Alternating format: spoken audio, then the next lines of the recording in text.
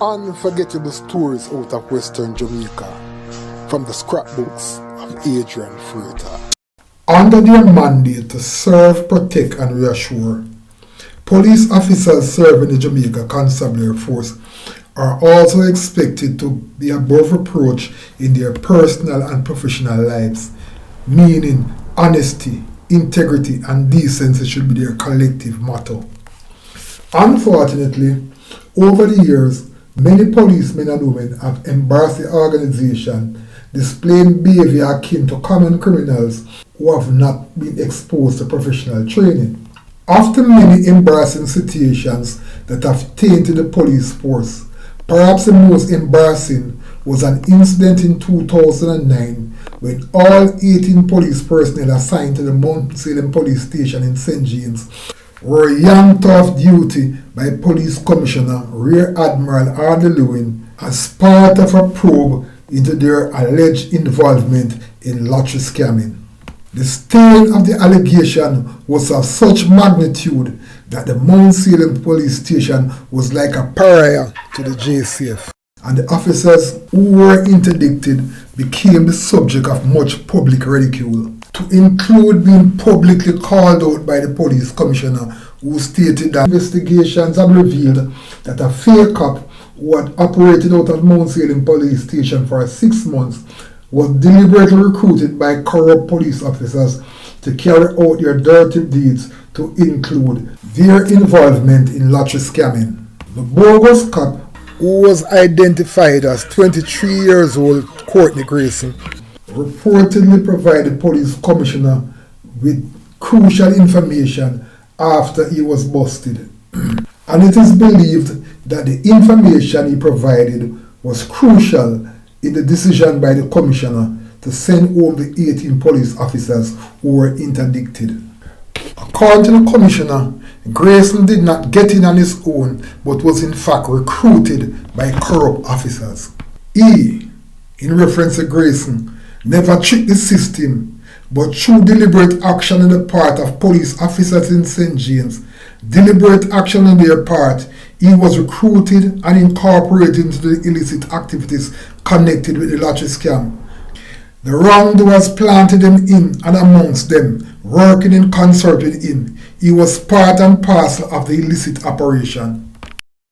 After perusing the files on the 18 police officers who were implicated, the Director of Public Prosecution, Paula Llewellyn, said her office could find grounds to charge the officers criminally.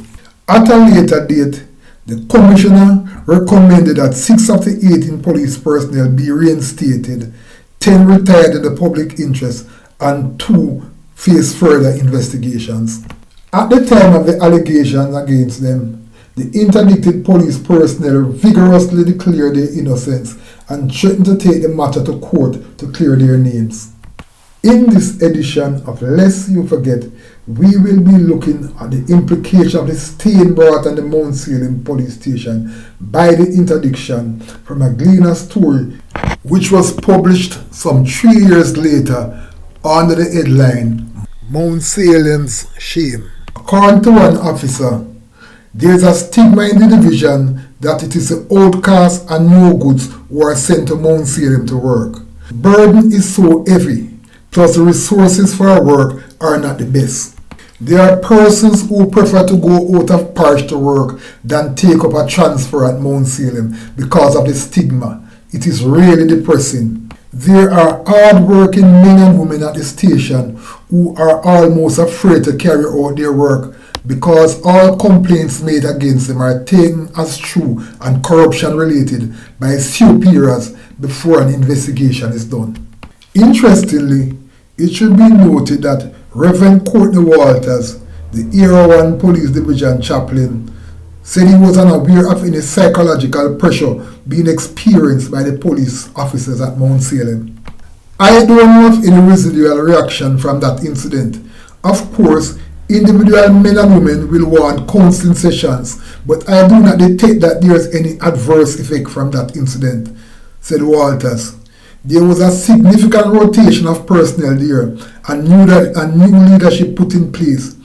I have been in constant dialogue with the persons directly affected, and I provide whatever support I can. It should be noted that while the Mt.Salem Police Station continues to wear the badge of shame for the 2009 incident, fake policeman who was at the heart of what took place ultimately walked free as a decision was taken not to prosecute him.